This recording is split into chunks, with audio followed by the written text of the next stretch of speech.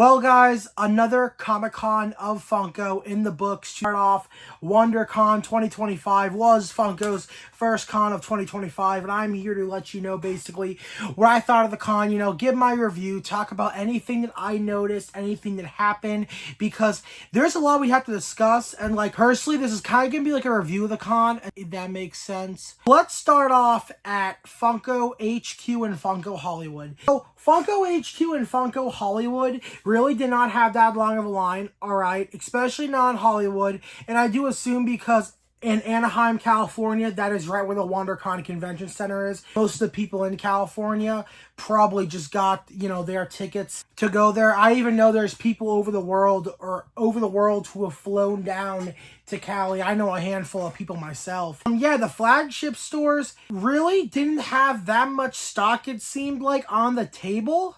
It's really weird. It's not adding up, and I can't wrap my head around it or explain. At Funko HQ and Funko Hollywood, they did have a limit of 6 per person per style. I'm not gonna lie, that's basically pre-2020 quantities, if we're calling Hot Topic usually. I really wish this time around, more retailers got stuff, so it'd be fun, to go out. But I guess Funko doesn't like that. They're just doing direct to consumer. That's at least what it seems like to me. And then we are talking about Fairly Odd Parents Anti-Wanda and Anti-Cosmo 2-pack. You could actually have bought this at the Toy Temple booth with the con sticker at WonderCon, and you could have went to the Funko booth and got it there. Even what I was told is if you order on Toy Temple's website, you'll get a con sticker, and this is just a rumor. I have not seen people's Funko.com packages come in yet to confirm. I only have heard through a person who went to the con. Claimed is that if you ordered the Anti-Cosmo and Wanda on Funko.com, you will supposedly get a con sticker. So we'll see if that's true or not. Again, orders are shipping out from what I'm seeing. We'll find out. We'll find out sooner enough once they come in. And you have the con sticker. If you did order from Funko.com and they have COD stickers, sorry guys, I'm tired working. When people's Funko.com orders come in, and for the people that ordered the Fairly Odd Parents 2-pack, we'll find out if they have con stickers, because that's just a big thing. And a lot of people are saying, oh, does this mean con stickers are going to be more valuable now, this and that? No. We're not realizing that this is 75% of the pop stock that will have con stickers. The rest of that is going to be shared. And the only stores, I believe, that had shared stickers was overseas, GameStop Canada, Funko Hollywood, and Funko HQ. So this is probably going to be a scenario where it's going to legit be reverse psychology. Shared sticker is going to be valuable. And if it's not the case, well, dang, these flippers are actually really goddamn stupid. How I claimed with my Ed Chase rant I did in my Funko News video. Go check that out. It's pretty funny. Fairly Odd Parents, Anti-Wasmo, and Anti-Con Wanda 2-pack. Did you cop that for WonderCon? And another situation I have, and I know a lot of people, this probably turned off a lot of collectors to not buying stuff from this con, and I totally understand that. Funko is introducing a new chart where they're supposedly their way of bringing back quote-unquote limited piece items, and they are basically to buy a pop, and it comes in a pop protector. This isn't a protector. This is a pop shield. If I take a hammer to this, it's going to shatter. I could drop it right now, and 10 times out of 10, it's going to crack. Do that. I mean, I really should, but I'm not. Toy, considering that's a quote-unquote legendary or something, they want $25 for that, right? And the other 4-inch pops are force protectors. So if you wanted these, you have to shell out $20 each.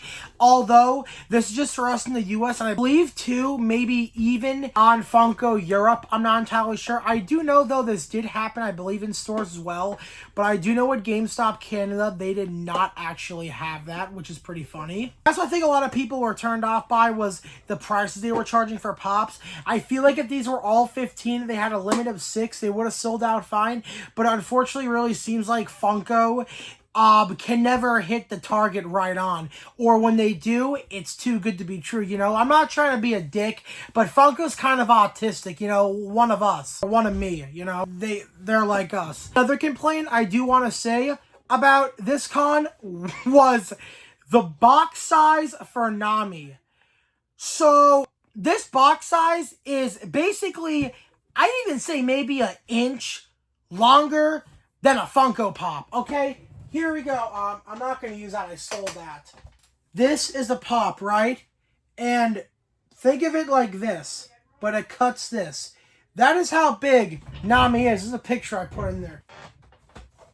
So you know, it really just sucks. It really just sucks that Funko did that, because I don't know why they did. The other thing too I dislike they did for this con, I'm not even gonna lie, they were legit basically scalping their show-only exclusive. Well, no, not scalping. They were basically quote-unquote reselling their own show-only exclusive, if you want to put it like that. I'm not gonna lie, guys. These are probably the worst show-only pops we've ever got. Them are variants, and one is just a new mold.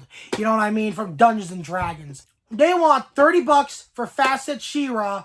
I would not be surprised if that goes to a discount store, if that can even happen. I mean, but again though, guys, let's be real here. If a social media Freddy Funko soda showed up in Marshall's, anything is possible at that point. I would not be surprised if these pops, you know, go to, I would not be surprised if these pops go to discount stores, at least the show only ones, because it is trash to me. I do have to admit though, for Voltron, they did get the price point on that, so that's the only, you know, good thing. Good for you, Funko. But the fact for a Dungeons and Dragons pop, you want to charge $60 for that? Bro, that is crazy. That is not even worth $60. Not even, yet. That's the retail yet alone. That needs to be like $15. Like, I don't like this. Like, I'm so mixed on this, guys. And I have a job. Okay, I can see all you unemployed MFs complaining and bitching about this. I have a job, right? And I'm on the fence about this. And that's just because, you know, I put y'all first. All right? I think of people before myself. You know what I mean? But a cool thing, if you went to HQ, I'm not sure about Hollywood, they were giving out a free poster, so that is pretty cool. And I believe one last thing, or no, what I also want to point out about that Dungeons and Dragons, the only one is the protector is different. Apparently the protector, instead of the pop logo on the top, I don't even know if you guys can see that. See, that's the pop logo, so you can kind of see that. It's supposedly gonna have like I think the logo showing what rarity it is. Yeah. But, online, there's actually 3 things that have sold out on Funko.com. That was the bundle. I did get the bundle, so when it comes in, you know, maybe I'll unbox it and put it on YouTube. We also have the tin toy. That did sell out, and the 10-inch Pokemon. So anybody that wants to say One Piece is keeping Funko alive this net, it is fucking not. It's so hard to say what is keeping Funko alive. I'm not gonna lie. I am not gonna lie. That's basically kind of it for WonderCon. It was a pretty smooth experience, you know. I think everything really is available at the show. You can get legit half the stuff on the website still. It just doesn't make sense how the supposed stocks they put up for these pops didn't sell out. And if they do sell out, they're gonna restock. Because let's be real, guys. Played these games before! I said I played these games before! You know what I mean? It's just inevitable. Funko likes to do that. So this is a con that kind of felt too good to be true, you know? And I hyped myself up. But I mean, on the bright side for WonderCon, though, it was a really good con, pop-wise and experience-wise. All right, I've had that in a while. I know from NYCC 2024 there was some issues with checkout, but it seems like they fixed that, which was good. So, good on you, Funko, for noticing the problem. Hey, guys, I'm out. This is the end of the video. Make sure to like, comment, subscribe. I believe tomorrow I will be talking about Thrilljoy because Thrilljoy had an insane panel. I'm not gonna lie, and I really want to talk about it because, not gonna lie, guys, I was a big hater of Thrilljoy, but what they did was really smart.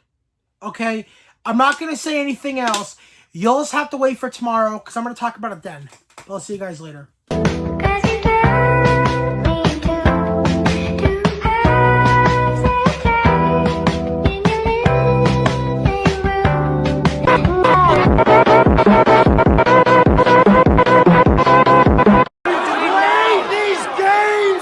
before!